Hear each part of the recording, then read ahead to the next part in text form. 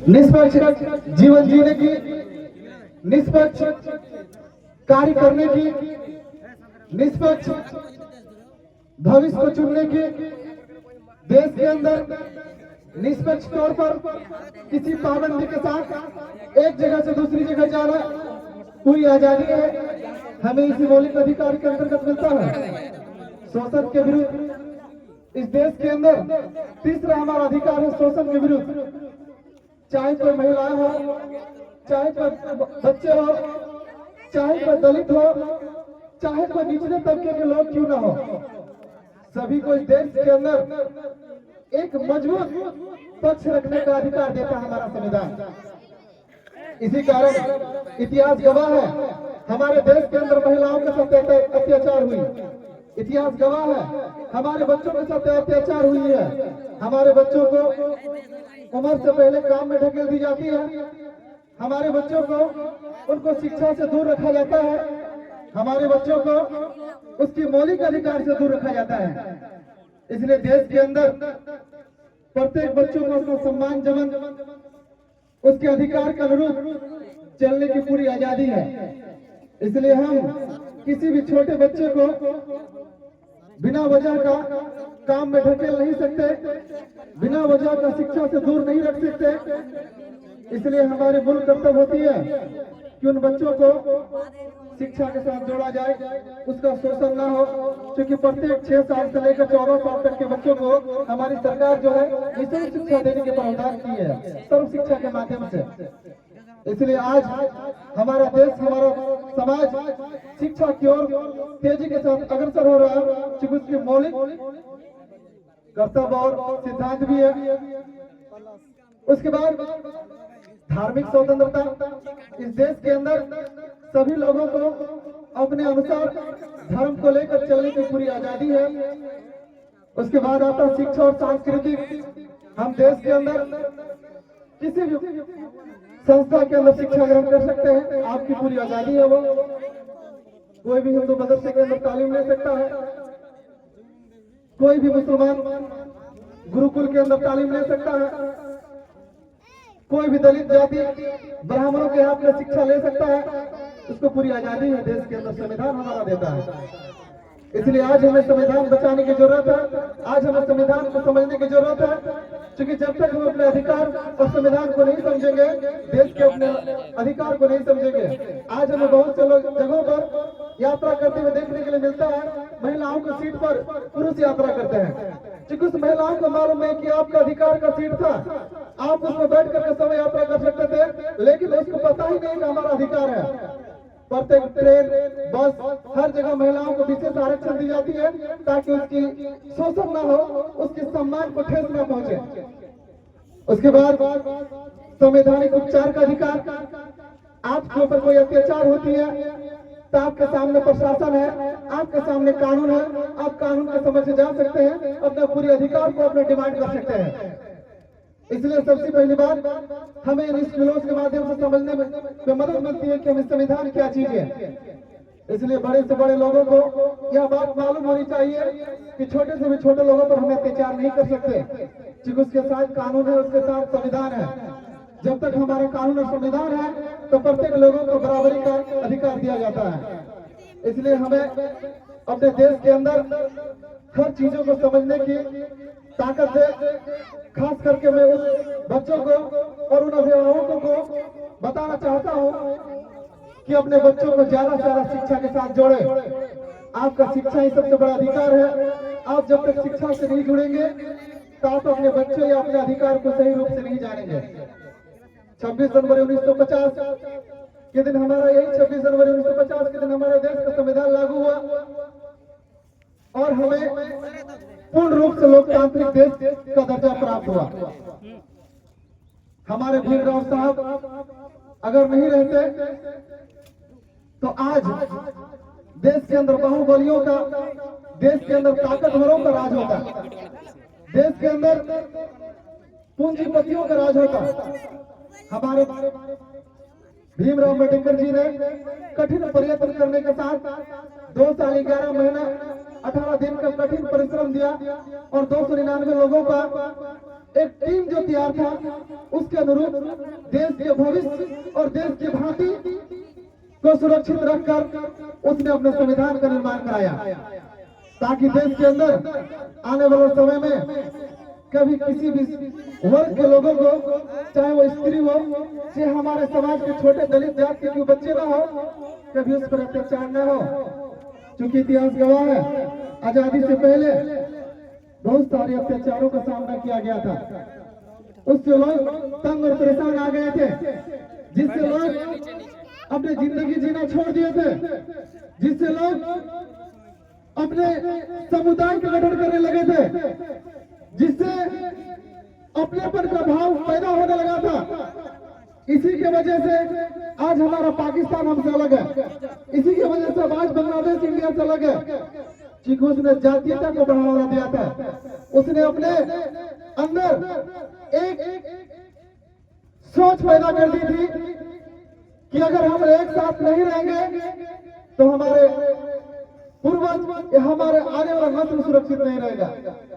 इसी को खत्म करने के लिए हमारे भीमराव अम्बेडकर जी और उसके टोटल 299 लोगों के सदस्य ने एक ऐसा संविधान दिया कि आज हम रात के 12 बजे हो चाहे किसी भी समय घर से बेझिझक निकलते हैं, क्योंकि हमारे साथ हमारा प्रशासन है, हमारे साथ अपना अधिकार है, हमारे साथ अपना संविधान है, हमारे साथ अपनी ताकत है।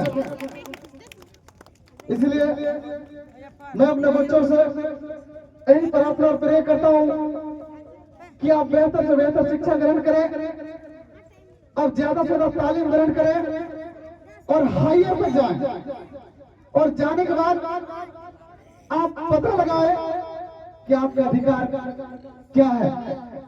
आपका अधिकार, समाज के लोग कौन कौन से लोग आपके अधिकार को खाते हैं, बस इसी चीज को आपको पहचानना है।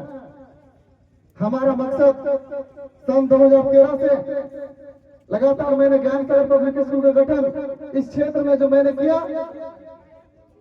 एक बेहतर शिक्षा के लिए किया। आपके सामने जीता गैप का परिणाम है, आपके सामने हर साल अच्छी तादाद में क्लास 10 के बच्चे पास हो रहे हैं।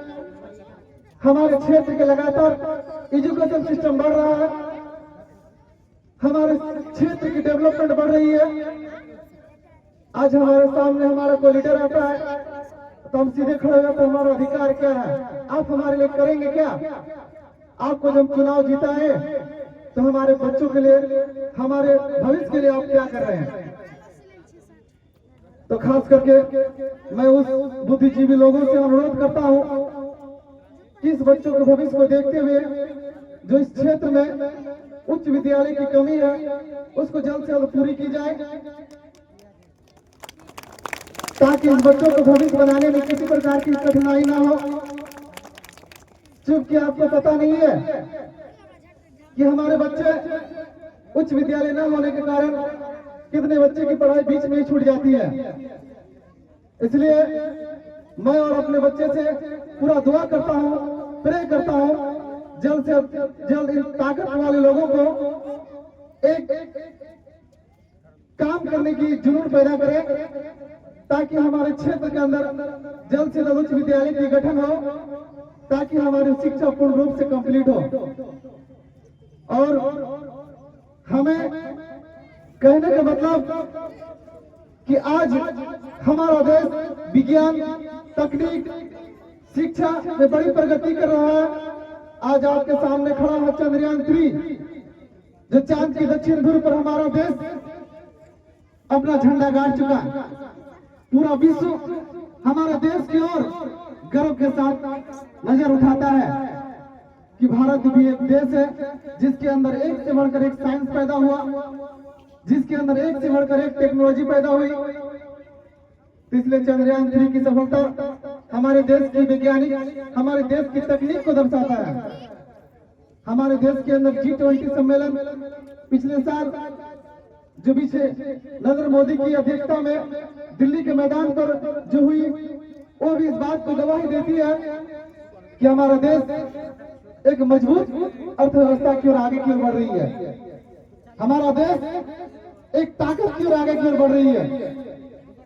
आज हमें किसी भी देश आंख उठाकर देखने की जल्द साहस नहीं करता है, क्योंकि हमारे देश ने पैदा किया APJ अब्दुल कलाम जैसे महान वैज्ञानिकों को, जिसने अपने दम से अपनी ताकत का मुजाहरा करते हुए देश को एक शक्ति की ओर लेके गए और देश को एक ताकतवर देश बनाने का क्या क्या काम किया।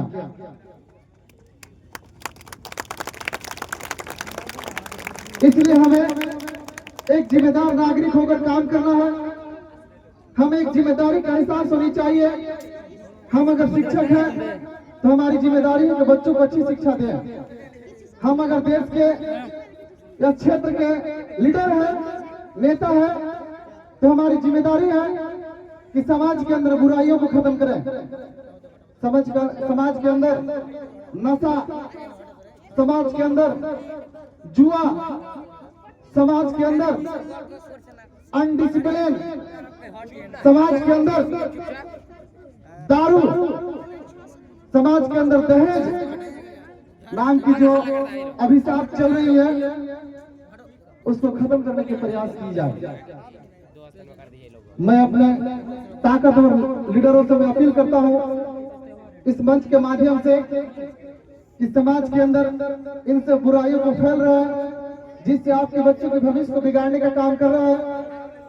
इन सब चीजों को पहचान करके इस पर पाबंदी लगाने की कृपा की जाए। आपको पता नहीं, आप जितना नशा में समाज के अंदर जितना इन्वेस्ट करते हैं, उससे कहीं भी कम इन्वेस्ट में आपके बच्चे अच्छी तालीम ग्रहण कर लेंगे। इसलिए आपको नहीं, आपके बच्चे को भविष्य की ओर ताके देखे। जब तक आप एक बेहतर समाज हमें नहीं देंगे, हम संस्था वाले आपके बच्चे के प्रति बेहतर नहीं कर सकते, क्योंकि जब तक हम बेहतर करेंगे फिर आपके समाज उसे बिगाड़ने का क्या करेगा, काम करेगा। इसलिए समाज से बुराइयों को खत्म करने के प्रयास की जाए। इसलिए आइए इस गणतंत्र दिवस पर हम सब वादा लें कि अपने देश, समाज और अपने और भी बेहतर बनाए। हम अपने कर्तव्यों को ईमानदारी से निभाए और देश की एकता और अखंडता को बनाए रखें। इनकलाब सारे जहां से अच्छा, सारे जहां से अच्छा। जैसे जीत पक्की है, कुछ करना है तो डट कर चल, थोड़ा दुनिया से हट कर चल। लग कर तो सभी चल लेते हैं, कभी इतिहास को पलट कर चल। बिना काम के मुकाम कैसा, बिना मेहनत के दम कैसा। जब तक ना हासिल हो मंजिल तो राह में आराम कैसा। अर्जुन सा निशाना रख मन में, ना कोई बहाना रख। जो लक्ष्य सामने है आपका, बस उसी पे अपना ठिकाना रख। सोच मत साकार कर अपने कर्मों से, मिलेगी तेरी मेहनत का फल। किसी और का ना इंतजार कर। जो चले थे अकेले, जो चले थे अकेले, उनके पीछे आज मेले हैं। जो चले थे अकेले, आज उनके साथ मेला है। जब मैंने अपने ज्ञान सागर का गठन किया, उस समय मैं अकेला था। आज मेरे साथ पूरा मेरा समाज है, मेरा स्टूडेंट है, मेरा भविष्य है। मैं उसको तहे दिल से शुक्रिया अदा करना चाहता हूँ। किस प्रकार से आपने भरोसा और उम्मीद बनाए रखे, मैं आपके साथ बेहतर परिणाम देने का प्रयास करूंगा। आज के साथ आपका स्कूल हर क्षेत्र में डेवलप है। आपके अंदर स्मार्ट क्लास से लेकर सभी चीजें की व्यवस्था है। बस आपका परिणाम है, हम तो केवल आपका सेवक है। जो आपने हम पर भरोसा किया, मैं उस पर पूरी तरह से ईमानदारी से अपना काम करने का प्रयासरत किया। तो मैं बस यही सब अपने बातों को खत्म करना चाहूंगा और सभी से मैं निवेदन करना चाहूंगा कि अपने लक्ष्य पर फोकस रखे, अपने शिक्षा पर ध्यान केंद्रित रखे, अपने जो बीड़ा उठाया उसको पूरा करने का प्रयास करें। जी हाँ, धन्यवाद। और शांतिपूर्वक जैसे हम